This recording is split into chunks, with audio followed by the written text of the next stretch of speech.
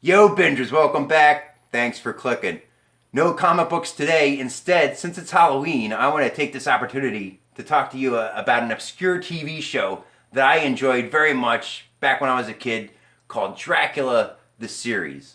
Now, I'm not going to be playing any video clips, but just to let you know if you're interested, if you've never seen it and are interested in what I'm talking about, or it's been a while since you've seen it, all the episodes are available here on YouTube.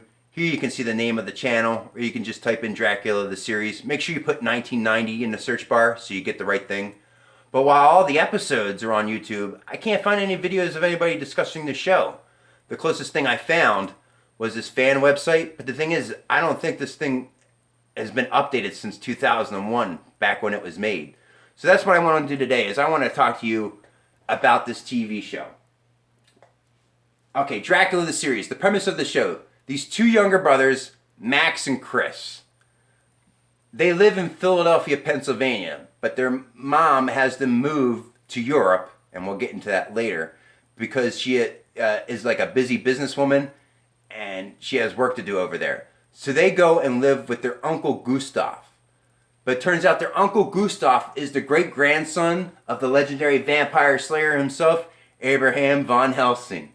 And he is in a battle with Alexander Lucard, rich, powerful European businessman, CEO, president of Lucard Enterprises, which does real estate, banking, chemicals, and the such, and is in fact the Count Dracula. And every week, the two young boys, along with Uncle Gustav and the local schoolgirl Sophie, have to thwart Dracula's plans so he can come up with another plan next week.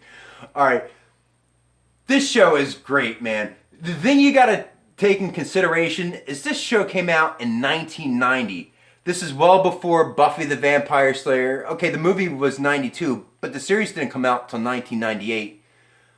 Now, this was a bridge. This came after The Lost Boys and Monster Squad, and if you enjoyed those movies, I think you would enjoy this show immensely.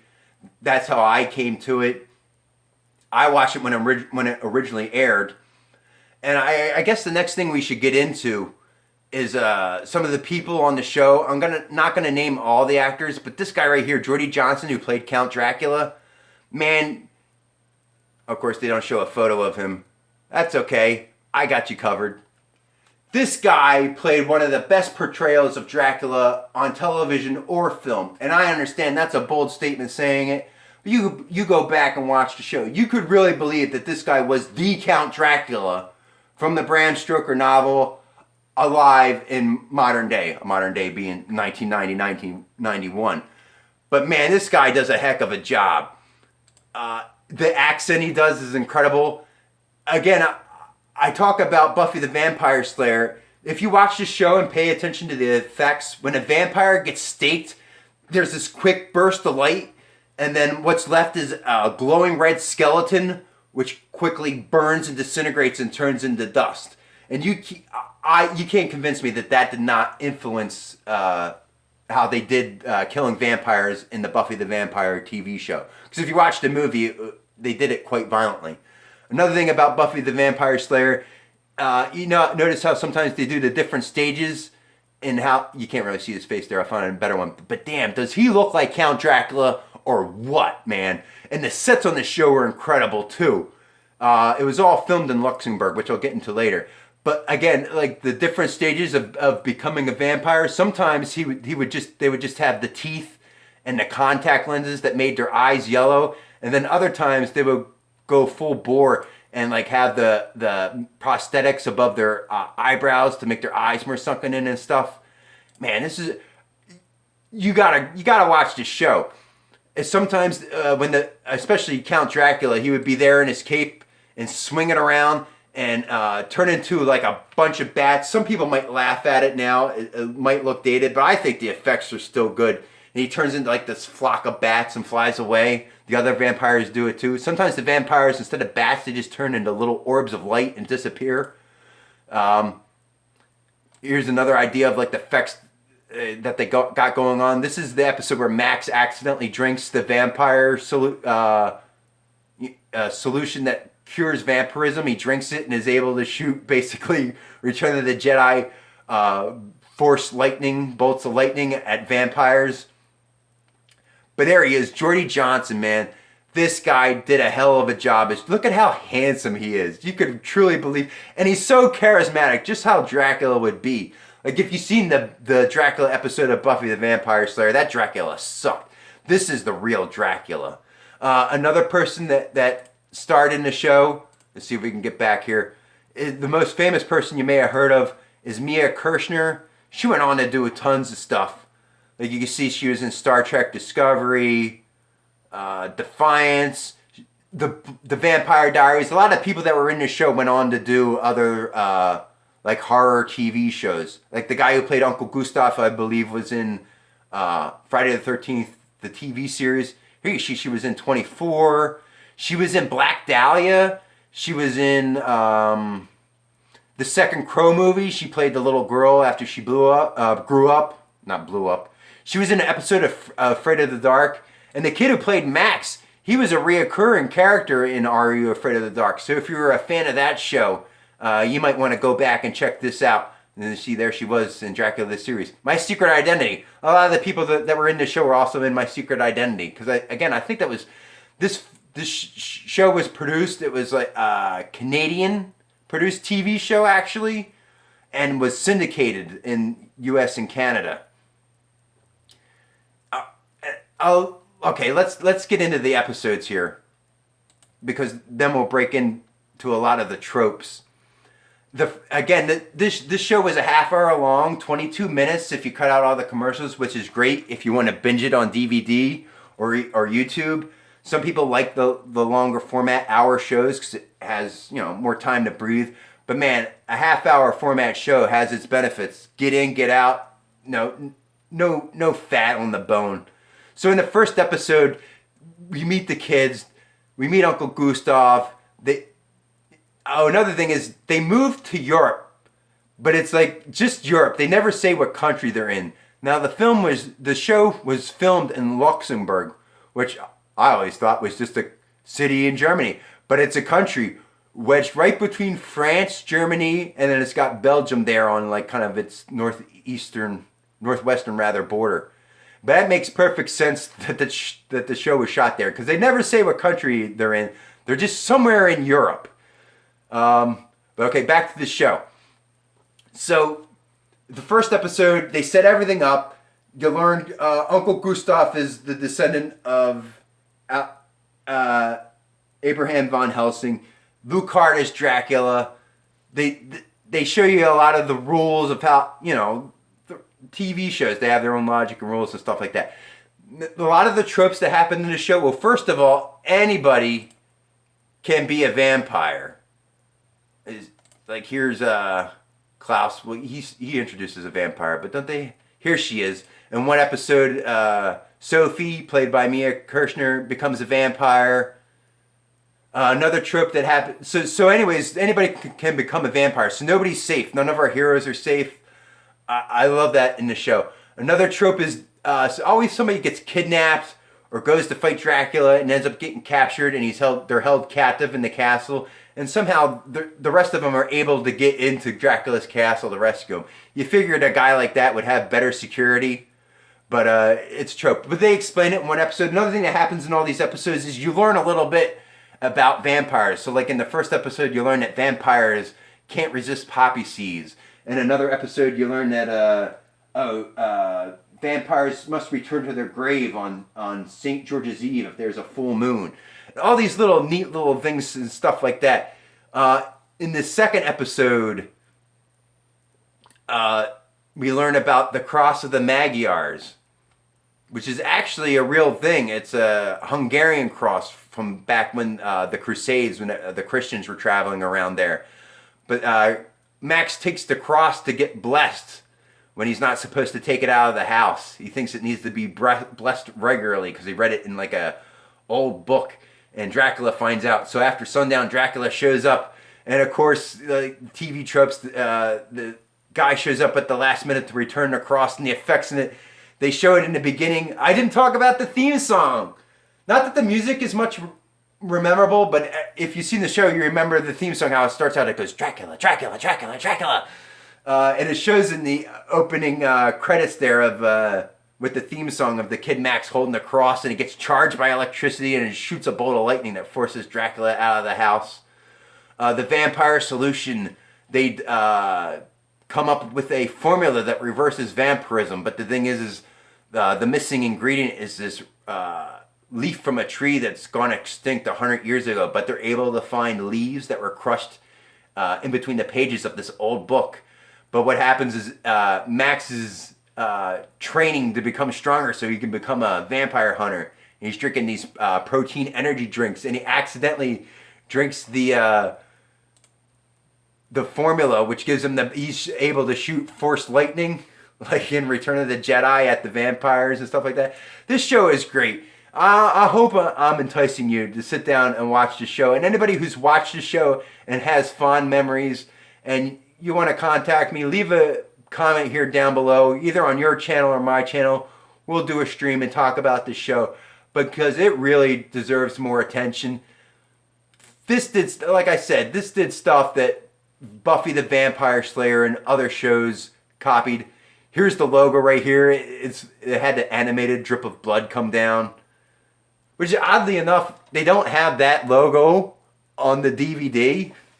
I don't understand why not. Another great thing that's about this show, like I said, this is before a lot of other vampire shows. Right before this, it was supposed to go 2 seasons, they tell you on here. But it never got, it lost funding for the second season. That was the point of this fan site that was made. This purpose to rekindle interest in and generate awareness of this classic series to encourage a modern day reboot. Excuse me as I learn to talk. I don't think that's going to happen. It's funny, the show came out in 1990-91. This fan site was made in 2001, 10 years later, and here we are 20 years after that in 2020. I'm still talking about this show. I loved it. It was kind of like you had to be there. And we'll go back to the episodes guides because I want to talk about this. You got to understand, being a kid in 1990, this show aired, its first episode was September 24th, 1990. So you're a kid, you just go, September, you just start going back to school, hanging out with your friends, doing all type of stuff like that. And then like October's coming around, you're getting in gear for Halloween. If you're the type of kid that thinks about your Halloween costume a month ahead of time, you're the type of kid that's going to be watching this show. You're the type of kid that watched Lost Boys and Monster Squad and stuff like that. So this show aired September 24th, right to get you in gear for Halloween. And then bam, the second episode, October 1st. Then again, October 8th. October 15th, October 22nd, bing, bang, boom, 2 days before Halloween. You already got 5 episodes under your belt. You're learning all this interesting things about vampires, Count Dracula, all this stuff. Okay, in this episode, the Boffin, you got this bungling vampire hunter scientist, as they describe him, Magnus St. John Smythe. He invents this light gun that kills vampires, and it's pretty neat. Instead of shooting a straight beam, it's like the proton packs and Ghostbusters. Of course, the effects aren't as cool, but it shoots this like swirly, curly Q beam instead of a straight beam. And this episode aired on October 22nd. This was another great episode. You learn that Lucard, Count Dracula, takes on his bitter rival, Nosferatu. You learn that they're in fact not the same vampire. A great scene in this that I remember.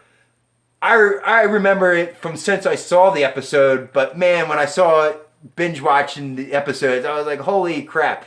There's a line in here, Dracula and Nosferatu are battling, and Dracula tells Nosferatu, "You've been a third-rate bungler since the day you forgot to wake up Hitler on D-Day," which is an incredible line for a kid's show.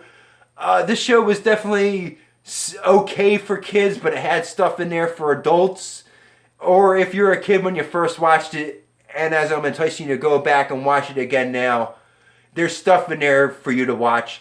This is another great episode. This starred, I'm going to try to not massacre his name, Garant Wine Davis. Now, he went on the year after to play another vampire in a show called Forever Night, which I did watch the first few episodes, and I was disappointed that he was not the same vampire as in this show. Now, in this show, he was Klaus, but what you learn is that he is the son of Gustav Helsing, and Dracula turned him into a vampire, you know, as an insult. What could be more of an insult to the Van Helsing bloodline than to turn one of their own into a blood-sucking fiend? And he does a great job as a vampire.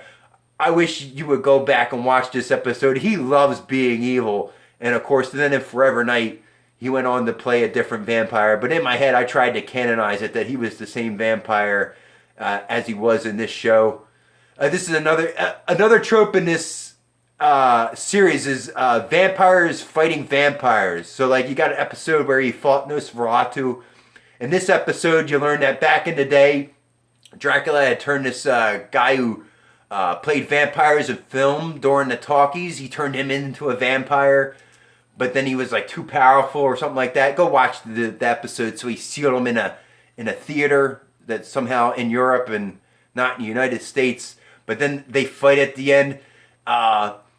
This one, Damsel in Distress, this is a heart-wrencher because I'm sure a lot of kids that watch this show were latchkey kids raised by single moms.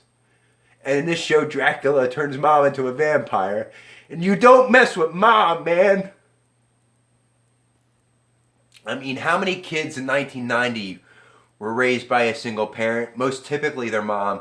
Latchkey kids watching this show on Saturday mornings. And if I didn't tell you in the show, the kids moved to Europe from Philadelphia, Pennsylvania, which is where I'm from. So I could really relate to the show. Man, I really love this show. Mind over matter. Again, I'm not going to explain every episode to you, but I did make notes of like different funny things that happen in the episode. This part here, it's funny because they show a close-up, and you think Dracula, he's like pouring this stuff off frame. You can't see what he's pouring on, and then he takes out this white powder and sprinkles it, and then the camera zooms out, and he's making popcorn. He's buttering and salting popcorn. But man, the way that Dracula has class in this show, man. A little nightmare music. Again, Dracula takes on another vampire who's trying to step in on his turf. A Contessa from Spain. Get a job. Now, it's funny, on the DVD, now this aired originally on December 3rd, but the DVD, they put the episodes out of order. They actually have this as the third episode. There's a good shot of Mia along with Joe Ronciti, who played the older brother, Chris. The Great Tickler, it brings back the bungling professor, and then we meet his older brother. Bad Blood. This is a neat episode because Dracula ends up feeding on a guy who has this rare antigen who makes him sick, and you're introduced to this doctor guy who treats vampires named Gabor Varney. And I actually looked him up, and Gabor Varney is older, at least in fiction, he's older than Dracula, Bram Stoker's Dracula. And he, so that there's all types of references in here to other folklore vampires and stuff like that. Sophie, Queen of the Night is a great one, where Sophie becomes, like I told you, anybody can become a vampire. And then Chris has been putting the moves on Sophie, ends up saving her. And they're like, oh, and then in the end of the episode, the little teaser for the next episode is Chris's girlfriend from Philadelphia comes back. My Fair Vampire. This one's crazy. It's so silly. Dracula. I can't. You just gotta watch it. The Decline of the Romanian Vampire. Again, just look at that title. Is that for a kid? Is a kid gonna get that reference, that that's a reference to the decline of the Roman Empire? And we learn about Dracula and their like eternal fight between Dracula and the Van Helsings. I want to get down to like the last episode. Here's a good shot. It shows you the practical effects in the show. Here's Dracula lifting up a coffin with like the tips of his fingers one-handed. And the thing is My Dinner with Lucard was supposed to be the second to the last episode, and it's the like the flashback episode where they save all the footage, where they look back on everything that happened in the episodes so far, and you only have to film like a little bit. But was actually supposed to be the last episode of the season, not the series, but ended up being the last episode of the series, was when Uncle Gustav is able to save Klaus from being a vampire. We learn that Dracula has this portal behind his fireplace in his castle, and Gustav is able to change Klaus back into human. But then at the last minute, Dracula comes back through the portal, pulls Klaus through, and Uncle Van Helsing, Uncle Gustav, jumps into the portal to go after his son. That's how the episode ends. That's how the season ends. And ends up, that's how the series ends, which was greatly disappointing, which is why these people made this fan site, because they wanted to see how the series continued on. Man, it's a good show. I think I took up more than enough of your time.